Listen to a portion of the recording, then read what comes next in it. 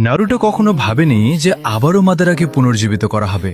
ঠিক তখনই যখন ওৎসুতসুকি গডরা পৃথিবীতে নামতে চলেছে, হঠাৎ ওরোচিমারু নারুটোর সামনে এক বিশাল সারপ্রাইজ নিয়ে হাজির হলো।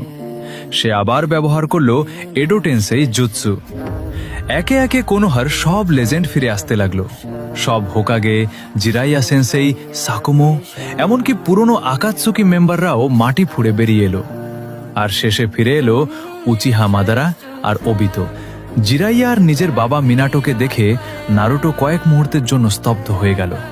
সে ওরোচিমারুকে বলল, তোমার এই মহান আত্মাগুলোকে আবার বিরক্ত করা উচিত হয়নি। ওরোচিমারু হালকা হেসে বলল, রিল্যাক্স, এই এডোটেন্সেই এখন পুরোপুরি বিজ্ঞানের মাধ্যমে আপগ্রেড করা হয়েছে। এখন আর কারো জীবন বলি দিতে হয় না। নারুটো গভীর নিঃশ্বাস নিল এবং শেষমেশ রাজি হয়ে গেল। ঠিক তখনই মাদারা ধীরে ধীরে চোখ খুলল। সে মুচকি হেসে বলল, আবার আমাকে ডাকা হলো? আর এবার আমাকে ডেকেছে স্বয়ং নারুটো উজুমাকি?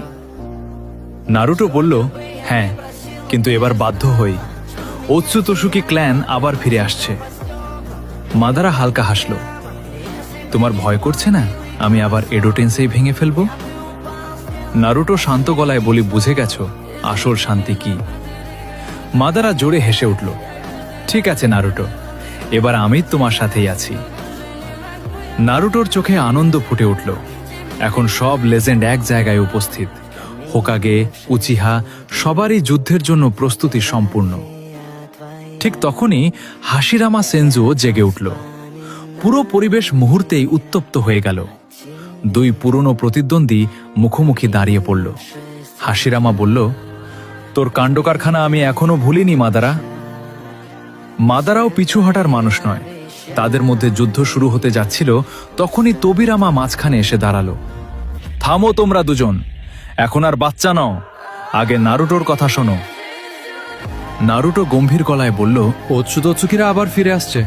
সাসুকে তার রিনেগান হারিয়েছে, আর আমি কুরামাকে। আমরা আগের মতো শক্তিশালী নেই।